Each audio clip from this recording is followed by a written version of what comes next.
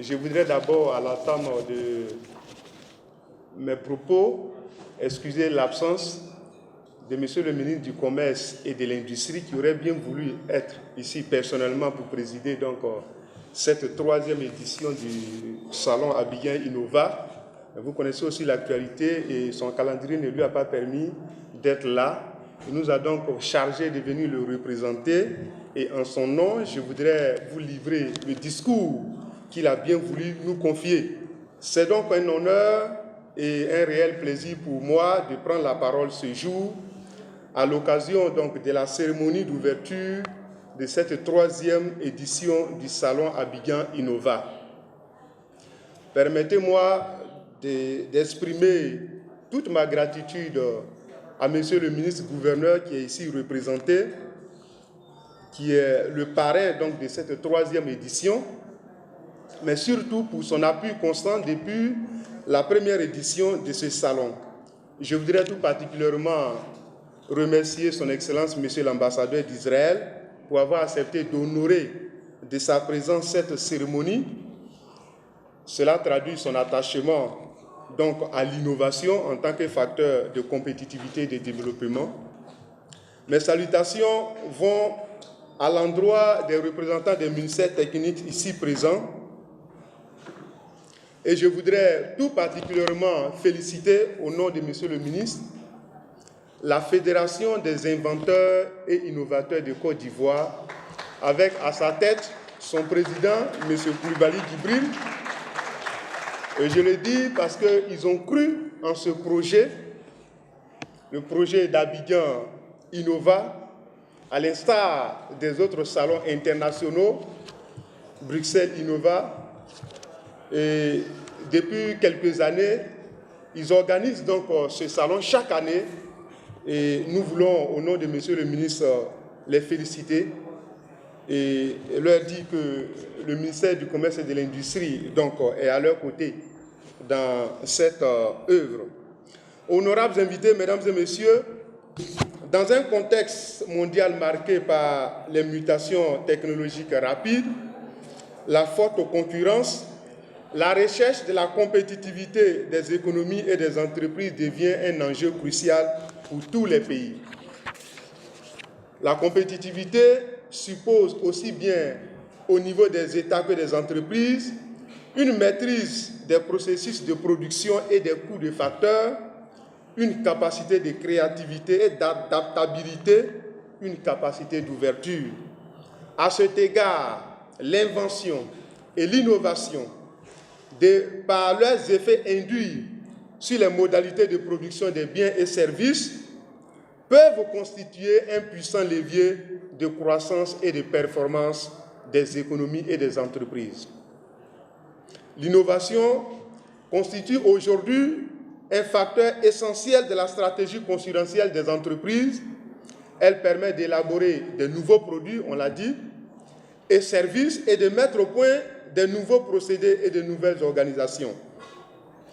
L'innovation a été à la base de la croissance et du développement des pays émergents comme la Chine, l'Inde, la Corée du Sud, grâce notamment aux investissements réalisés donc, dans la recherche-développement, mais surtout dans la valorisation des inventions qui en sont issues. Honorables invités, mesdames et messieurs, c'est donc conscient du rôle stratégique que joue la recherche et l'innovation dans le développement économique et social que le gouvernement s'est engagé dans une dynamique d'amélioration constante de la compétitivité de l'économie ivoirienne grâce à la mise en œuvre d'une série de réformes en vue de créer un écosystème d'innovation favorable donc à l'activité de recherche, d'invention et de création d'entreprises innovantes. On peut citer quelques mesures et le DG de l'OIPI en a fait cas. Le Code des investissements, qui est aujourd'hui l'une des mesures phares en matière donc, de promotion de l'initiative privée, est un code qui favorise l'acquisition des technologies. Vous avez également tout le soutien que le gouvernement apporte aux inventeurs en termes de protection de leurs inventions à travers notre office national chargé donc de la protection de la propriété intellectuelle. Vous avez d'autres structures comme l'agence PME qui ont été créées spécialement pour accompagner donc les PME. Vous avez la loi dont le DG de l'OIPI a parlé, qui a été votée en 2013 justement pour protéger les droits de propriété des inventeurs et innovateurs. Et une structure importante, c'est le Comité national de lutte contre la contrefaçon, il en a parlé, qui fait un travail également dans ce sens.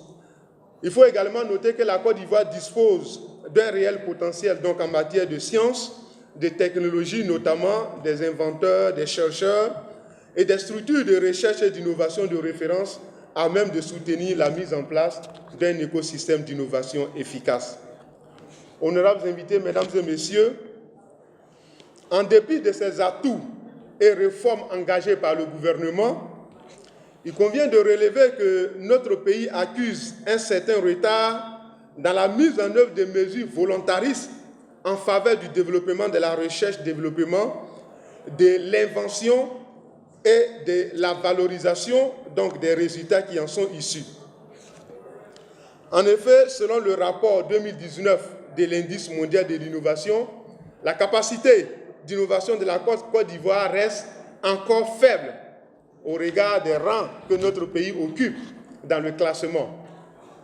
Ces faiblesses, vous en conviendrez, sont liées notamment à une insuffisance des mesures incitatives en faveur de l'innovation de façon générale en Côte d'Ivoire, à la faiblesse du financement donc, de la recherche-développement. On sait un peu qu'on est largement en deçà des 1% qui avait été fixé. Et certains pays comme la Malaisie et Israël est là, sont à 2, d'autres même avoisinent aujourd'hui à 3% du PIB. Nous, on est encore à moins de 0,5% du PIB. Donc, c'est des éléments qui expliquent évidemment ces difficultés. Mais il y a un autre élément que je voudrais citer, le DG de l'OIPI est là, c'est la faible utilisation du capital immatériel donc, que constituent les droits de propriété intellectuelle par les entreprises même, dans le renforcement des positions compétitives sur les marchés. Voilà. Honorables invités, mesdames et messieurs, comme vous pouvez le constater, la Côte d'Ivoire a besoin de renforcer son dispositif d'appui à la recherche-développement et à la valorisation des inventions et innovations. C'est pourquoi l'institution et l'organisation chaque année du Salon international des inventions d'Abidjan, Abidjan Innova, par la Fédération des inventeurs et innovateurs de Côte d'Ivoire est à saluer.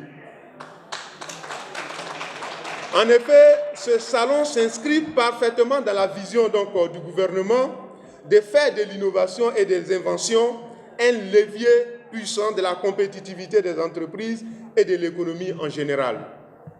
Cette troisième édition qui se tient sur le thème « L'invention moteur de l'innovation et du développement » nous offre donc une excellente opportunité de réfléchir ensemble sur la problématique de la contribution des inventions et des innovations au processus d'industrialisation et du développement économique de notre pays. À cet égard, je me réjouis de l'intérêt de plus en plus croissant des chercheurs et inventeurs donc à ce salon et surtout à cette troisième édition en dépit du contexte sanitaire que nous connaissons. Honorables invités, mesdames et messieurs, je voudrais à ce stade réitérer encore une fois mes félicitations à l'endroit de la FEDENSI qui depuis 3 ans, malgré de nombreuses difficultés, nous le savons, a pu organiser cet événement pour promouvoir nos inventeurs et innovateurs. Et je voudrais encore qu'on l'ovationne. Voilà, ce n'est pas évident. On sait un peu comment ce projet a commencé et en dépit donc des difficultés, nous sommes à la 3e édition. C'est tout à saluer. Je voudrais également remercier encore une fois son Excellence, Monsieur l'ambassadeur d'Israël en Côte d'Ivoire. Nous connaissons Israël au niveau international en matière d'innovation. C'est un pays qui est à la pointe et sa présence ici, évidemment, ne peut qu'être saluée parce que c'est un pays qui connaît la valeur et l'importance de l'innovation dans le développement donc, des nations. Soyez-en remerciés. Honorables invités, mesdames et messieurs, avant de clore mon propos, vraiment je voudrais saisir l'opportunité que m'offre cette tribune pour lancer au nom donc, de monsieur le ministre du Commerce et de l'Industrie un appel à l'ensemble des acteurs de l'écosystème d'innovation en Côte d'Ivoire. Je vais parler des centres et instituts de recherche, des innovateurs et des inventeurs, des structures techniques d'appui donc, à l'innovation et même les banques, les structures de financement, donc à l'effet d'accompagner la dynamique qui est enclenchée par nos inventeurs.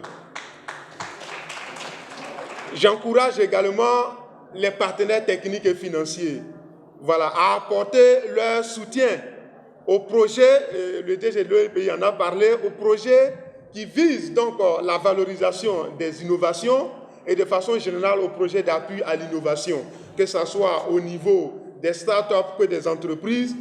Véritablement, nous les encourageons à financer de tels projets en Côte d'Ivoire. Le gouvernement, à travers le ministère du Commerce et de l'Industrie, bien évidemment, entend apporter tout son appui et son soutien à la promotion donc, de la valorisation des inventions et innovations en vue de faire de l'économie ivoirienne une économie innovante, parfaitement intégrée aux chaînes de valeur mondiales. C'est donc sur cet engagement que je voudrais clore mon propos et tout en souhaitant plein succès aux différentes activités qui vont donc meubler cette 3e édition, que je déclare au nom de M. Souleymane Diarra-Souba, ministre du Commerce et de l'Industrie, ouverte la 3e édition du Salon international annuel des inventions d'Abidjan, Abidjan Innova. Je vous remercie de votre aimable attention.